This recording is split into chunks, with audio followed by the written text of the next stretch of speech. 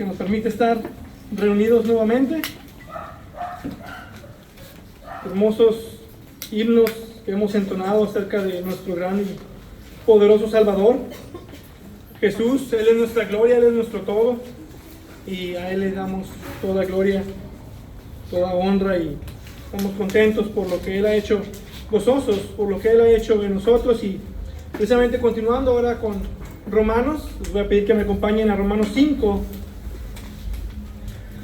en este pasaje que hemos estado observando.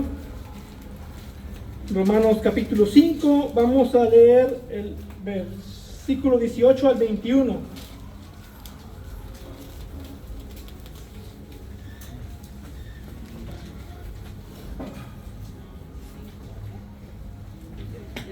Romanos capítulo 5, versículo 18 al 21.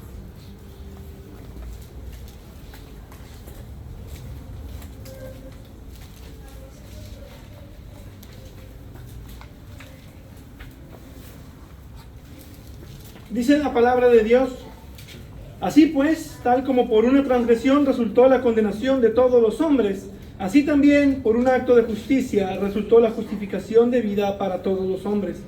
Porque así como por la desobediencia de un hombre los muchos fueron constituidos pecadores, así también por la obediencia de uno los muchos serán constituidos justos. La ley se introdujo para que abundase la transgresión, pero donde el pecado abundó, sobreabundó la gracia, para que así como por el pecado reinó en la muerte, así también la gracia reine por medio de la justicia para vida eterna, mediante Jesucristo nuestro Señor. Amén. Padre Dios eterno, te damos la gloria por tu Hijo Jesucristo, Él quien ha hecho todo en nuestro lugar, en nuestra representación. Él cumplió las demandas exigentes de la ley, Él vivió en perfecta obediencia y obediencia hasta la muerte de cruz por nosotros. Y permítenos ver esto en este pasaje, permítenos ver a tu Hijo Jesucristo, y como cantábamos, Él es nuestra gloria, Él es nuestro todo. Te pido que nos ayudes a entender este pasaje a la luz de eso, de la grandiosa excelencia que es tu Hijo Jesucristo. Lo pedimos en el nombre precioso de su Hijo y por su obra. Amén. Bueno, esta ya es la tercera ocasión que entramos a este pasaje, y por fin llegamos a la conclusión de este capítulo 5, esta segunda sección que hemos estado observando. Y Pablo ha estado desde el comienzo del capítulo explicándonos los resultados de la justificación, una doctrina muy importante. Y ahora, comenzando desde el versículo 12, comienza a explicarnos en esta segunda parte de este capítulo por qué es que llega la justificación, o más bien cómo es que llega la justificación. Pablo ahora procede como conclusión de esto: cómo es que Dios, en su trato con la humanidad, hace posible que un pecador que cree en Cristo sea declarado justo. ¿Qué es lo que hace posible que las obras de un solo hombre afecten a tantas personas? ¿Qué hace posible en el gobierno moral de Dios para que nosotros podamos ser condenados o ser salvos en base a las obras de un solo hombre? En otras palabras, ¿cuál es la manera en la que Dios ha decidido tratar con la humanidad? Y esto Pablo lo responde y explica en esta segunda subsección del capítulo 5, que abarca desde el versículo 12 al versículo 21. Recordemos que este pasaje parece como un bosquejo de algún sermón más completo. Yo llevo ya 3 sermones en esta porción, que son alrededor de casi 3 horas. Martin Lloyd-Jones predicó este mismo pasaje en 7 sermones, más o menos unas 7 horas le podemos poner. Pablo muy probablemente se tardó en predicar, y creo que es lo que estaba predicando cuando tardó 12 horas en predicar. Hermanos, voy a predicar sobre las cabezas federales, y 12 horas después, ¡pum!, Eutico se cae. Si no entendieron el chiste, lean Hechos 20. Pero la idea es que este pasaje parece ser un sermón muy compactado. Pareciera como que le hace falta a este pasaje. Y es precisamente por lo que Pablo quiere enseñarnos. Y es una doctrina importante llamada la doctrina de la cabeza federal. Recordemos que en el versículo 12 nos da una introducción al tema, y antes de llevarnos al punto principal que va a retomar en el versículo 18, nos explica con varios puntos lo que no quiere decir, mientras nos enseña algunas verdades. Y esto lo hace en base a las diferencias que hay en estas cabezas federales, estos representantes de la humanidad. Para luego llegar al versículo 18 y entonces sí darnos ese punto principal que tiene que ver con las semejanzas entre Adán y Cristo, particularmente en el hecho de que ambos son cabezas federales. Entonces el versículo 18 y 19 toca el último punto para cerrar con la conclusión en el versículo 20 y 21. En sus Biblias probablemente tengan un encabezado de los pasajes de los versículos 12 al 21 que dice Adán y Cristo comparados. Y como observamos, este pasaje es en base a una comparación que es más notable si leemos el versículo 12 y el versículo 18 juntos. El versículo 12 dice: por tanto, tal como el pecado entró en el mundo por medio de un hombre, y por medio del pecado la muerte, así también la muerte se extendió a todos los hombres, porque todos pecaron. Eso solo nos apunta a Adán. Y como observamos anteriormente, aquí le hace falta algo a la comparación. Uno espera algo así: tal como José, así también Jesús. Esa es la forma de comparación. Nos hace falta ese así también. Esas son palabras que indican una comparación. Sin embargo, no encontramos eso en el versículo 12, sino que procede a explicar lo que no está queriendo decir. Y ahora en el versículo 18 tenemos tal comparación completa. Versículo 18 dice: así pues, tal como por una transgresión resultó la condenación de todos los hombres, así también por un acto de justicia resultó la justificación de vida para todos los hombres. Observen la idea. Así pues, tal como por una transgresión, así también por un acto de justicia. Esa es la comparación que quería llegar el apóstol Pablo. Recordando un poco el contexto pasado, con la comparación entre las obras de Adán y las obras de Cristo, la obra que cada uno realizó, Pablo hace la comparación en las diferencias, enfocándose en que la obra de Cristo es mucho más, mucho mejor, más excelente que la obra de Adán. ¿Cómo es que por la obra de un hombre, Cristo Jesús, abundó más la gracia? Y esto es importante para entender luego el versículo 20. Por la obra de un hombre, Cristo resultó en justificación para nosotros. Por la obra de un hombre, Cristo, tenemos la vida eterna. Cuando en contraste con la obra de Adán, tenemos transgresión, condenación y muerte. Y concluimos que con la obra de Cristo no solo se deshace la obra de Adán, sino que por la obra de Cristo tenemos mucho más excelente de lo que Adán pudo conseguir por su obediencia si jamás hubiera pecado. Cristo es mucho más excelente que cualquier rey. Cristo es mucho más excelente que cualquier sacerdote. Cristo es mucho más excelente que cualquier profeta, y también es mucho más excelente que la cabeza federal, Adán. Ahora bien, hay una pregunta que nos hace falta responder. Pablo mencionó en el versículo 14 que Adán era una figura, como vimos, un tipo de Cristo. ¿Y en qué forma es que Adán es un tipo de Cristo? Y la respuesta está en esta similitud que estaremos observando hoy, que ambos son cabezas federales de la humanidad. Así que antes de entrar de lleno al texto, primero vamos a observar la doctrina de la cabeza federal. ¿A qué nos referimos cuando hablamos de cabeza federal? Algunos usan el término jefatura federal, pero la idea es que hay una cabeza, hay un jefe, un representante público de un conjunto finito de personas. Por federal se entiende como una forma de gobierno en cuyo poder está en una autoridad central que funciona como representante legal de un pueblo. Entonces, Con el término federal queremos decir que existía una unidad oficial entre un representante y aquellos a quienes representaba. Y es un término teológico utilizado para explicar lo que hemos estado viendo anteriormente, que hemos estado diciendo, la imputación. Que aunque no viene en la Biblia como tal, sin embargo es un término usado para identificar una doctrina que es importante, pero que también es algo común en nuestra forma de vivir en nuestra sociedad. Es decir, que en el gobierno moral de Dios, a Dios le plació justamente establecer a ciertas personas como representantes legales de un pueblo real y finito determinado. Por ejemplo, el gobierno federal debe de ser un gobierno con representación o un gobierno representativo. Un estado tiene un gobierno en particular y tiene un representante público, así todos los estados están representados y ese conjunto de personas forman el gobierno federal de un país, o como lo conocemos, el Congreso Federal.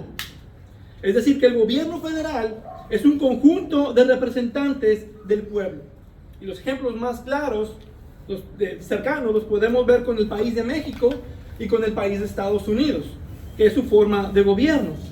Y algo que tenemos que tomar en cuenta en cuanto a un representante o una cabeza federal es que son sus acciones las que son tomadas como las acciones de todos los que representan. Verán, si yo cometo un crimen, ¿quiere decir que la nación entera cometió un crimen? Por supuesto que no. Mis acciones individuales no afectan a los demás, aún a pesar de que todos somos miembros de la misma representación federal. ¿O qué tal si yo decido hacer guerra contra Colombia? ¿Quiere decir que todos los mexicanos le estamos declarando la guerra al país de Colombia? Por supuesto que no. Yo no soy ningún representante federal de nadie. Entonces mis acciones no determinan las acciones de un grupo. Pero si la cabeza federal decide hacer algo, toma alguna acción, todos los que él representa cometen esta acción en él. Por ejemplo, si el presidente manda a matar a una persona importante de otro país, todo el país asesinó a esa persona. Él fue el representante. Aunque él haya tomado la decisión y la acción, todo el país cometió ese acto. Si el presidente le declara la guerra a Colombia, todo el país le está declarando la guerra a Colombia. No nada más el presidente o no nada más el gobierno. Él los está representando a todos, queramos o no.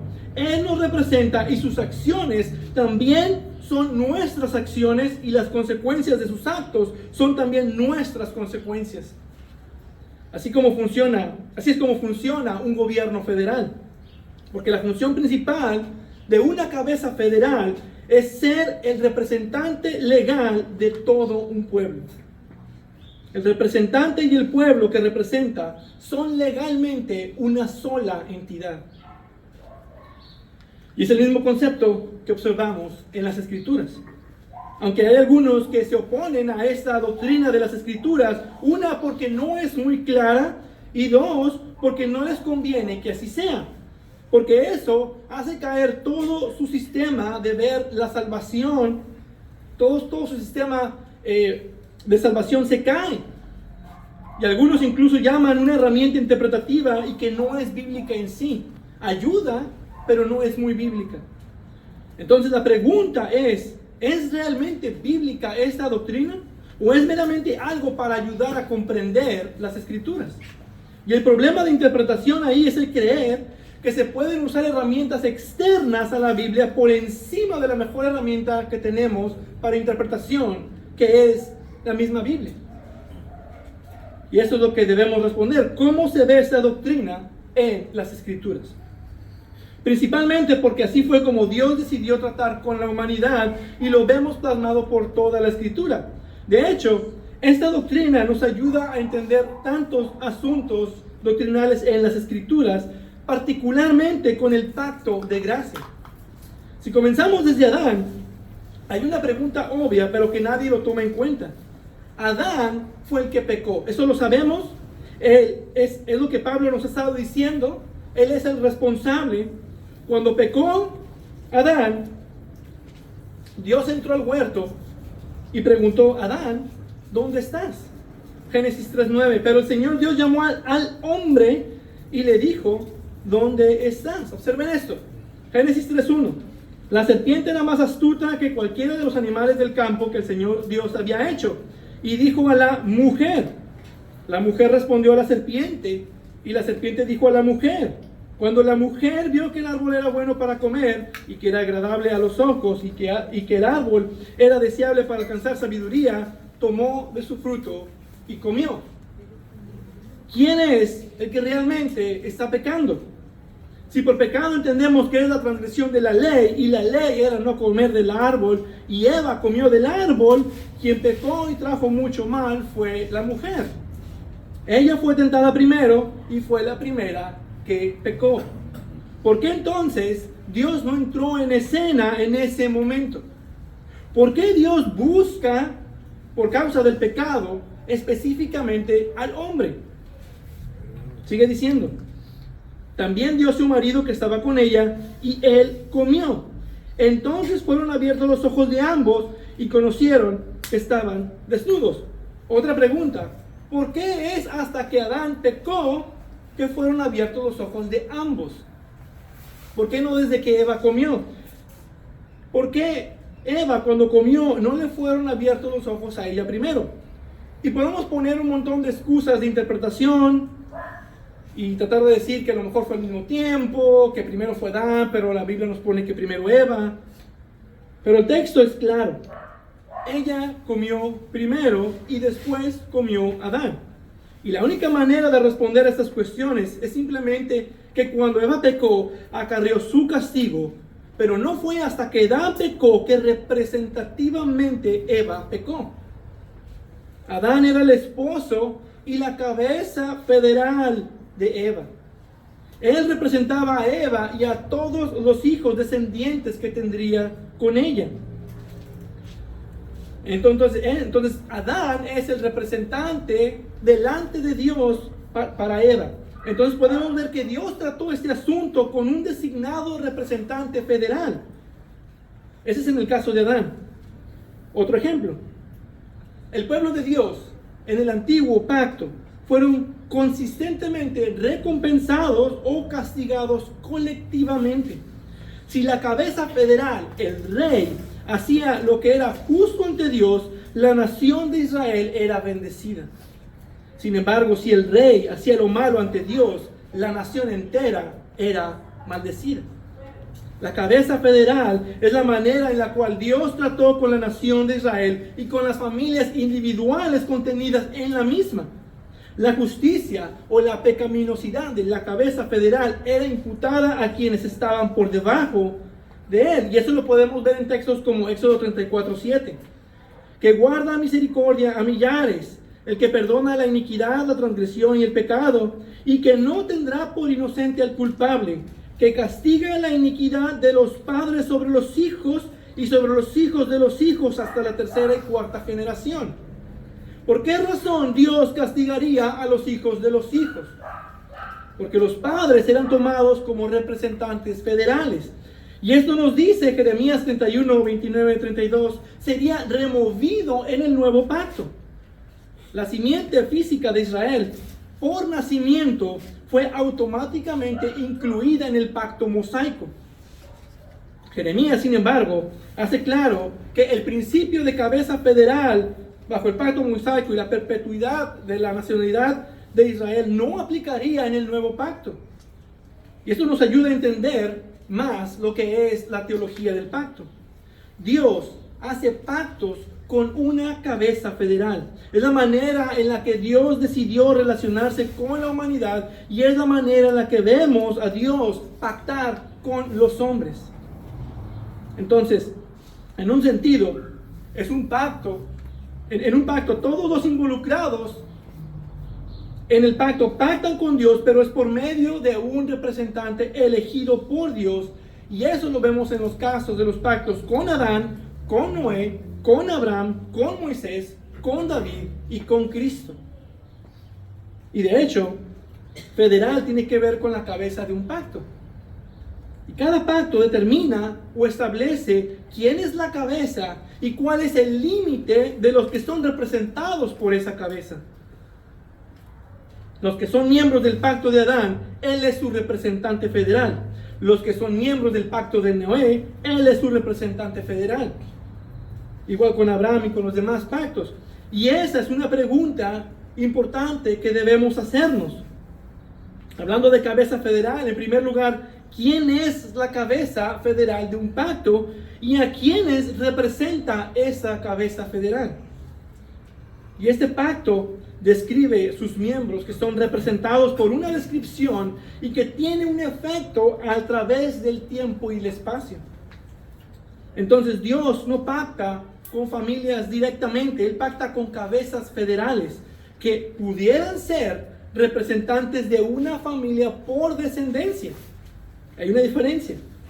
En las Escrituras el autor de Hebreos nos enseña esto.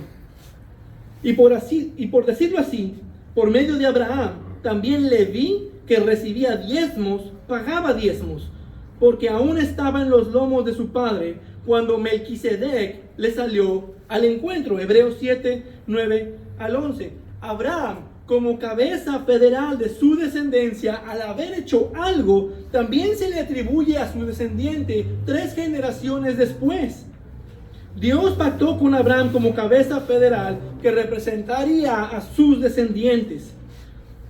Y por eso se puede decir, como nos dice Hebreos, que Leví estaba ahí también pagando diezmos con Abraham. Abraham lo hizo cuando salió Melquisedec. Y eso también es una acción contada a Leví. Y finalmente, el principio de la cabeza federal aplica en el nuevo pacto, en el sentido en que Jesucristo es el representante oficial y legal de su pueblo. Su justicia ha sido imputada a la cuenta de su pueblo, y debido a esto, ellos, los que son representados, pueden estar justificados delante de Dios. Podemos ver que este principio, esta doctrina, es muy bíblica y es el punto principal que Pablo nos está explicando. Pudiéramos ver muchos más ejemplos en las Escrituras, pero ya con esto podemos entrar ahora sí a nuestro pasaje. Versículo 18 nos dice: así pues, tal como por una transgresión resultó la condenación de todos los hombres, así también por un acto de justicia resultó la justificación de vida para todos los hombres. Entendiendo la doctrina de la cabeza federal, es fácil ahora entrar y entender el texto. Lo que pudiera resultar difícil para algunos al interpretar sería más bien quiénes son los que aplican en este texto. Y es lo que observamos. Debemos preguntarnos en cuanto al pacto, ¿quién es la cabeza federal de un pacto y a quiénes representa esta cabeza federal? Muchos equivocadamente creen, porque lo sacan de contexto y dicen todos los hombres, y esa es toda la humanidad. Pero ¿realmente es lo que Pablo está diciendo en ese texto? Porque eso tiene serios problemas de interpretación. Porque si la justicia la reciben potencialmente o virtualmente todos los seres humanos, como comenta Matthew Henry, entonces el pecado lo reciben virtual y potencialmente todos los seres humanos. Y ellos afirman que el pecado sí es imputado a todos los hombres, pero la justicia no. Pero no hay nada de eso, una base bíblica para tal afirmación. Aquí lo que tenemos es todos los hombres. La condenación de todos los hombres o la justificación de vida para todos los hombres. La pregunta es, ¿quiénes son todos los hombres? Si todos los hombres son toda la humanidad, entonces la salvación es universal para todos los seres humanos y nadie se irá al infierno. Porque dice que todos los hombres serán justificados. Y ya hemos observado anteriormente que la justificación es una declaración legal de Dios que es irrevocable. Pero eso tampoco es correcto. Ahora, para entender bien esto, necesitamos primero entender que Pablo está hablando de cabezas federales y por lo tanto está hablando de pactos. En Adán está el pacto de obras y en Jesucristo está el pacto de gracia. Hay 2 pactos y hay 2 representantes federales. Y por lo tanto, dos grupos distintos que son representados por sus cabezas federales.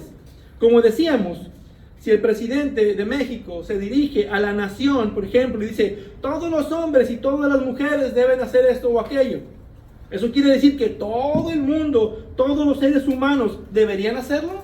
No. Solo los hombres que están representados o que son parte de ese gobierno federal, por esa cabeza, son incluidos en ese todos los hombres y todas las mujeres.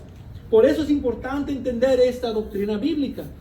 En el pacto de obras, la cabeza federal era Adán, y a quienes representaba son todos aquellos que nacen bajo su ADN, por así decirlo, su descendencia biológica, es decir, la humanidad.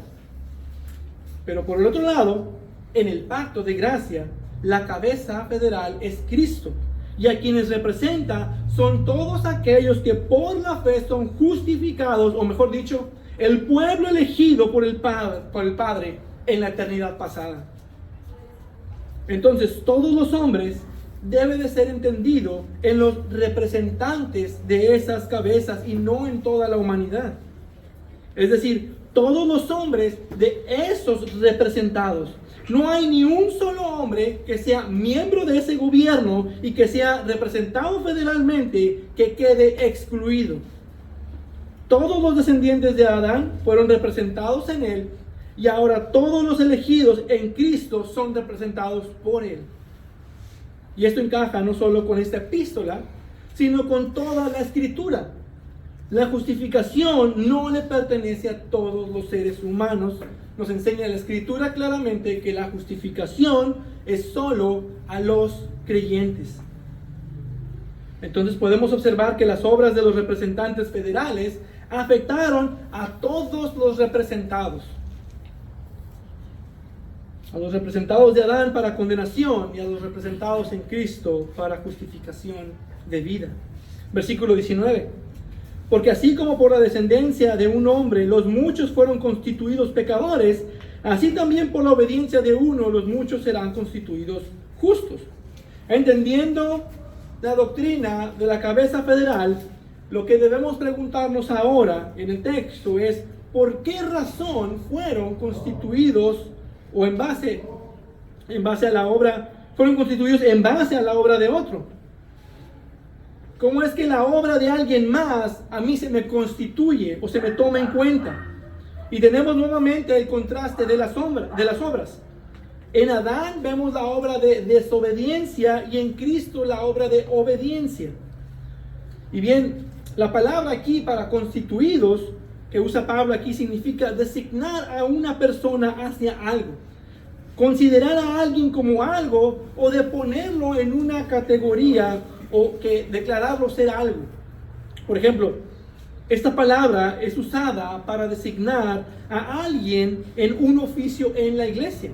Por ejemplo, en Hechos 6 se usa con respecto a los diáconos. O en Tito 1:5 se usa en referencia a designar ancianos en las iglesias. Y el asunto no trata con cambiar el carácter de la persona, sino más bien poner a una persona en una posición o darle un nuevo estado o categoría. Por ejemplo, cuando alguien es designado pastor, no significa que su carácter haya cambiado. Lo que cambia es su posición dentro de la iglesia como un oficial. Y eso es importante de entender lo que Pablo está diciendo. Entonces, cuando Pablo dice que fuimos hechos o fuimos constituidos pecadores, no está diciendo en este contexto que hay un cambio de carácter. Al menos en este pasaje, no está diciendo que fuimos hechos de una naturaleza pecaminosa. Esa es una verdad que ya observamos en otra parte. La naturaleza pecaminosa de Adán es heredada a nosotros. Sin embargo, aquí no está hablando de una herencia. Pablo, durante todo este pasaje, ha estado usando un lenguaje legal. Y de la misma manera, un juez cuando dice culpable, no te está haciendo culpable, ya eres culpable y te está declarando o posicionando culpable delante de la ley. Tomando en cuenta que particularmente está hablando de cabezas federales, aquí lo que está diciendo es que el pecado de Adán se nos toma en cuenta, se nos atribuye la culpa o se nos imputa la culpa de Adán. Se nos imputa el pecado de Adán. Cuando él pecó, nuestro representante federal, todos pecamos en él. Y Dios nos imputó o nos tomó en cuenta su pecado a nosotros. Y esa es la razón por la cual Dios nos considera o nos posiciona como pecadores delante de su trono. Aún si jamás hubieras cometido algún pecado, Dios te toma por culpable y tanto digno de muerte. Y la objeción más común para esta doctrina es que no es justo. No es justo. Dicen simplemente que no es justo que me culpen por las acciones de otro. Y verán, aquellos cristianos que creen en Jesucristo, pero dicen que es injusto, dicen, no es justo que se me culpe, aun cuando yo no había nacido. Yo todavía no había nacido, Adán pecó, ¿por qué se me inculpa a mí de pecado? Y le puedes contestar, si eres cristiano, ¿tú crees que Cristo te salvó? ¿Habías nacido cuando Cristo murió por ti? Podemos ver qué fácil es aceptar ser salvos en base a la obra de alguien más, en base a la obra de un tercero, pero se tiene un problema al aceptar la culpa y la condenación en base a las obras de un tercero. Si él pecó es su culpa, pero está bien que Cristo haya muerto por mí. Además, recordemos que la intención de Pablo es explicar por qué y cómo es que en el gobierno moral de Dios y en su plan soberano de redención, yo puedo ser salvos por las acciones de un solo hombre. Esa es su intención primaria. Y viene el otro caso de la comparación. Porque así también por la obediencia de uno, los muchos serán constituidos justos. Entonces, más bien, no sería justo que en Cristo sí seamos constituidos justos, pero en Adán no seamos constituidos pecadores. Ya que estos son tratados de la misma manera como cabezas federales, representantes de un pueblo designado. Arthur W. Pink comenta, Romanos 5, versículos 12 al 19, afirma explícitamente que los escogidos de Dios son legalmente hechos justos precisamente sobre la base del mismo principio por el cual en un principio hechos pecadores. Nuestra unión con Cristo es del mismo orden e incluye la misma clase de efectos como la de nuestra unión con Adán. Esa es la semejanza entre Adán y Cristo. Y por esa razón, Adán es un tipo de Cristo. Adán es la cabeza federal que falló, pero Cristo es la cabeza federal que venció. Y eso es en lo que nosotros deberíamos de enfocarnos. Porque Dios en su infinita sabiduría diseñó este plan de salvación en base a este principio representativo por el cual las acciones del Dios hombre, nuestro Señor Jesucristo, los muchos pueden ser declarados justos delante del trono justo de Dios. Entonces, este principio nos provee, por así decirlo, de un hoyo legal por el cual podemos ser salvos sin tener que pagar gratuitamente por la justicia de un solo hombre justo. Podemos ver claramente que esta forma de tratar con la humanidad en base al principio de la cabeza federal no es para nuestra desventaja o para nuestro mal, sino al contrario, es para nuestro mayor bien.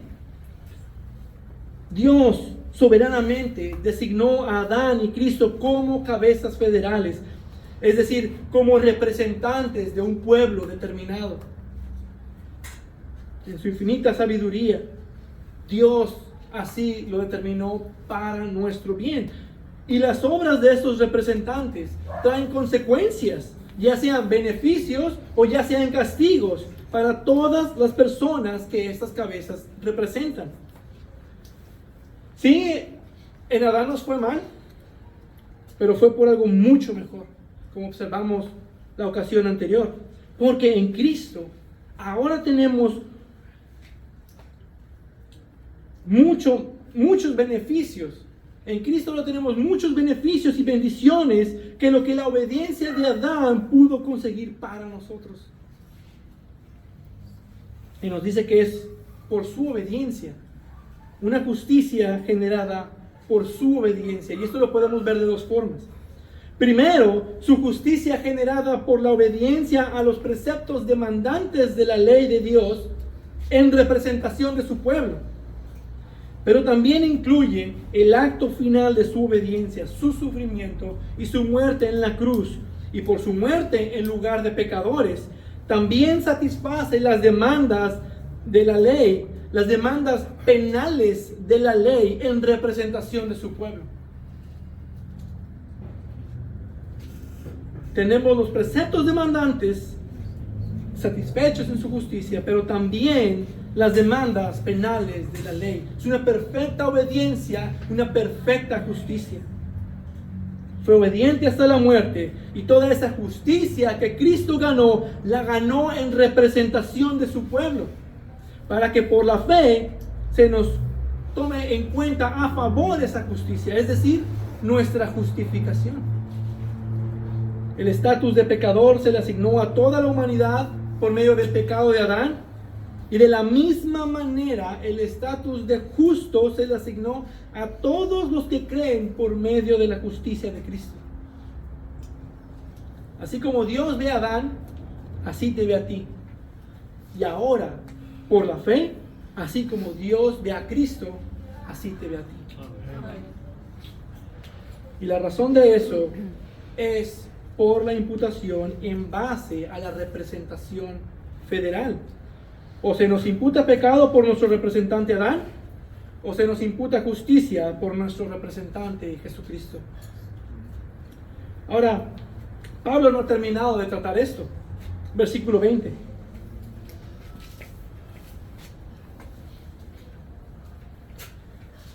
Versículo 20. La ley se introdujo para que abundara la transgresión, pero donde el pecado abundó, sobreabundó la gracia. Parece haber un cabo suelto que tiene que ver con la ley. ¿Cómo encaja la ley con todo esto de las cabezas federales?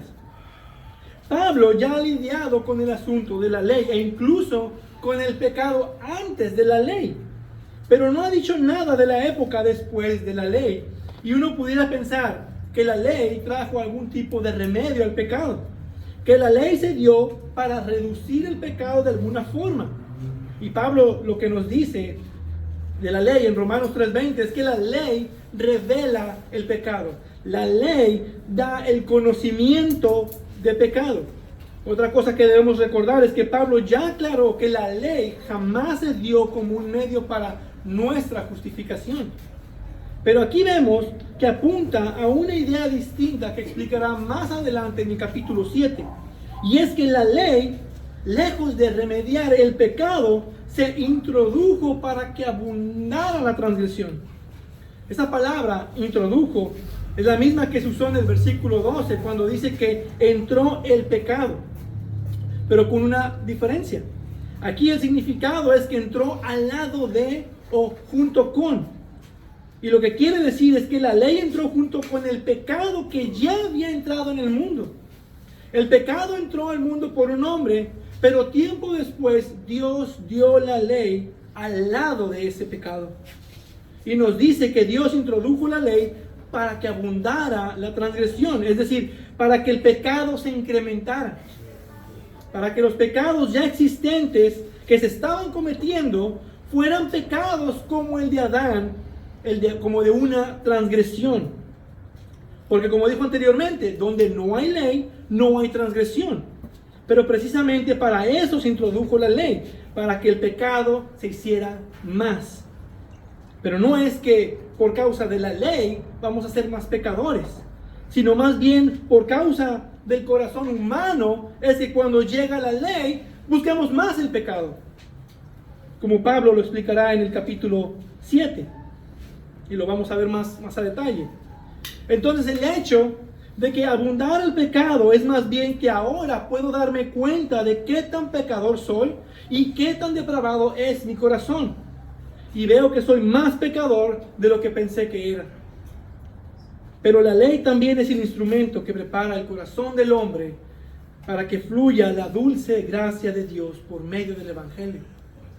Entonces la ley se introdujo para algo mucho mejor, pero donde abundó el pecado, sobreabundó la gracia. La gracia no pudiera sobreabundar para la gloria de Dios si primero el pecado no abundara. ¿Y cuál es la razón de eso? Dice, para que así como el pecado reinó en la muerte, así también la gracia reine por medio de la justicia para vida eterna. Y aquí es donde vemos la conclusión de ambas cabezas federales. Versículo 21. Para que así como el pecado reinó en la muerte. El pecado reinó por causa de la obra, por causa de la desobediencia de Adán. Y así, por representación, todos pecamos, todos desobedecimos. Y la muerte andaba campante. Nadie podía derrotarla. Todos estábamos bajo muerte. Versículo 21. Así también la gracia reine por medio de la justicia para vida eterna mediante Jesucristo nuestro Señor. Ahora la gracia reina por causa de la obra, de la obediencia de Cristo, y así por representación todos tenemos esa justicia para vida eterna, y la muerte sufrió su derrota. La gracia vence y es mucho mejor y mucho mayor que las montañas de pecado por las cuales se tenían que pagar. La obra de Adán terminó en muerte para todos. La obra de Cristo se logró para vida para todo aquel que cree. La obra de Cristo nos garantiza la vida eterna. Lo que Adán logró para todos es que la muerte reinara por el pecado. Lo que Cristo logró para los que creen en Él es que la gracia reine para vida eterna por medio de su justicia. Entonces, lo que nos dice Pablo es que en última instancia la ley se introdujo para que la gracia reine aún más abundantemente que el pecado por medio de Cristo. Que reine más abundante la gracia por medio de Cristo, no importa la cantidad de pecados. Y esto abre el tema del siguiente capítulo. La gracia de Dios para la vida eterna puede inundar cualquier montaña de pecados mediante Jesucristo nuestro Señor. Y no existe ningún pecado que no es cubierto por la sangre de Cristo. No hay nadie en este mundo que esté sin esperanza, porque la victoria final fue de la gracia por la obra perfecta, poderosa y suficiente de Jesucristo. Para terminar, concluimos esta segunda sección del capítulo en el cual primero se nos describe la obra de Adán. ¿Qué fue lo que Adán y qué fue lo que consiguió para nosotros? Después nos describe la obra de Cristo en comparación con la de Adán y nos presenta las diferencias de ambas obras. Y por último nos describe las semejanzas que hay entre la obra de Adán y la obra de Cristo.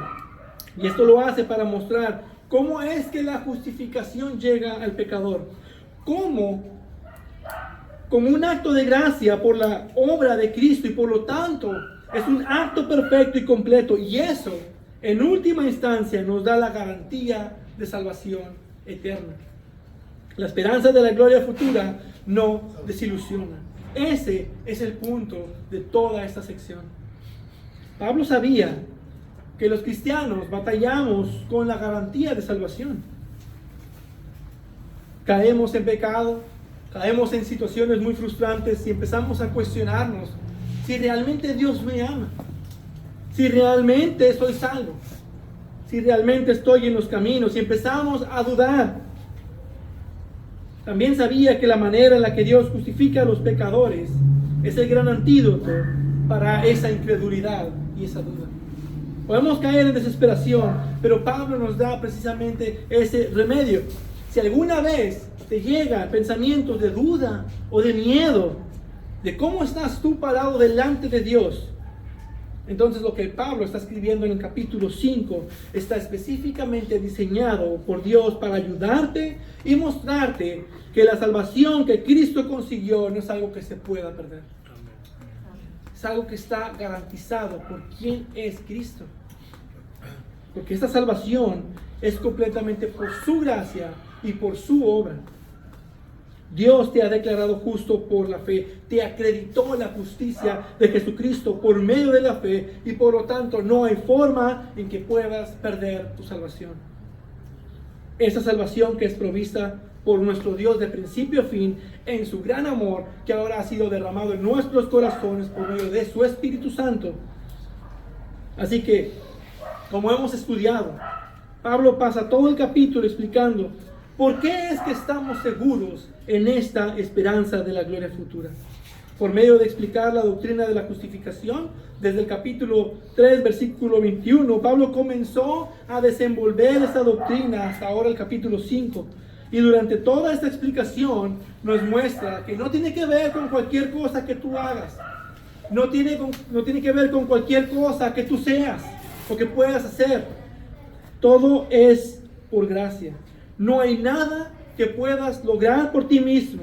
Todo es por lo que Cristo logró. Tampoco puedes, por tus propias fuerzas, mantenerte en ese estado que ahora tienes en Cristo. Es por gracia que ahora se te dio este nuevo estado de justo para siempre. No depende de tu fortaleza y no depende de tu habilidad para mantenerte. Tú eres salvo y tendrás vida eterna. Está garantizado. Eso es lo que enseña la doctrina de la justificación. Y por esta razón, esta justificación, que es la justicia de Cristo imputada por nuestro representante federal, que tenemos esta seguridad llena de esperanza que cualquiera que confía en Jesús debe tener. Una garantía total. Verás, Cristo es Dios y ni miente ni se arrepiente. Él es soberano. Y si Cristo ahora es tu representante federal, ¿quién nos separará del amor de Cristo? ¿Tribulación? ¿O angustia? ¿O persecución? ¿O hambre? ¿O desnudez? ¿O peligro? ¿O espada? Porque estoy convencido que ni la muerte, ni la vida, ni ángeles, ni principados, ni lo presente, ni lo porvenir, ni los poderes, ni lo alto, ni lo profundo, ni ninguna otra cosa creada nos podrá separar del amor de Dios que es en Cristo Jesús, nuestro Señor y nuestro representante federal. Amén. La pregunta que debes hacerte esta mañana es: ¿quién es tu cabeza federal? ¿Quién es el que te está representando? ¿Estás en Adán o estás en Cristo? Y si estás en Adán, puedes pensar que tus pecados son como gotas que abarcan todo el océano entero. Pero la gracia abunda aún más. Tal vez creas que no hay esperanza para ti por la gravedad de tus faltas, pero la gracia de Dios para la vida eterna abunda más que cualquier gravedad. Abunda más que cualquier pecado. En la cruz, Cristo ya hizo y completó todo por ti. Como dice Timothy Keller, en la cruz podemos ver que ni lo más vil que el pecado sea capaz de hacer puede frustrar la salvación de Dios. Y la única manera en que Cristo sea tu representante para tener la justificación para la vida es solo por medio de la fe. Es solo por medio de la fe, que creas en Jesucristo, que creas en su obra, que deposites tu confianza en Él. Entonces hay esperanza para cualquier pecador que se reconoce como pecador y pone su confianza en Jesucristo. Pero también hay esperanza para el creyente que está en desesperación. Solo y únicamente mediante Jesucristo nuestro Señor. Y esa esperanza de la gloria futura no decepciona. No decepciona. Y es segura para todo aquel que es representado por Cristo, la cabeza federal más excelente. A Cristo sea toda la gloria por siempre. Amén. Amén. Padre Dios eterno, te glorificamos en el nombre de tu Hijo Jesucristo, te damos toda gloria, toda honra por lo que Él ha hecho, por su obra perfecta de expiación, de redención, de propiciación, y ahora por la cual nosotros recibimos justificación. Ya habiendo sido declarados justos, no hay nada que nos pueda separar de tu amor. Pero vienen las dudas y vienen las luchas, viene el pecado, viene Satanás, vienen pruebas, tentaciones. Estamos en este mundo en guerra. Estamos luchando con nuestra carne. Estamos luchando contra las corrientes de este mundo. Y a veces es difícil y a veces podemos caer en desesperación. Pero sabemos, y ahora por medio de este pasaje comprendemos que Cristo nos ha representado, que no hay nada en esta vida el cual nos pueda separar del gran amor que tú has derramado en nosotros y por nosotros.